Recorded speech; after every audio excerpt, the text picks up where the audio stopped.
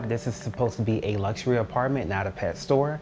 Some residents at the Ascent apartment say they've been living with this, mice. This thing is still moving. A resident on the 4th floor says he first noticed the mice in March. And you can even hear them in the wall at certain times of the night. That's the most scary part. When we stopped by today, we saw all the traps, not mice, but they share these videos. He says he's reported the issue half a dozen times. Pest control has stopped by 4 times. He set up traps himself, and he says exterminators have done all they can. He says his only option is to move to another unit or pay to break his lease. I can no longer live here, and so that's why I reached out to you to make myself, heard, because they were very dismissive. They didn't seem to care. I stopped by the apartment complex. I spoke with the property manager. I explained the issue and asked if there was anything that could be done for these residents. They told me they had no comment. The resident was eventually able to break his lease with no fee, but others weren't so lucky. I was concerned about the health of not just myself, but the people I live with, because they do have respiratory illnesses.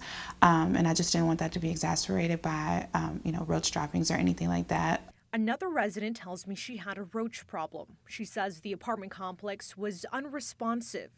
Breaking her lease and moving wasn't feasible with a 7-year-old, so she took matters into her own hands. Various types of bombings, bleaching everything every other day. To this day, residents say they're still finding mice, and the apartment managers have found no solution. Instead, they were told the nearby construction was to blame. A lot of things were blamed on the construction that's currently going on, but that just started. In Prince George's County, Leslie Moreno, WUSA 9.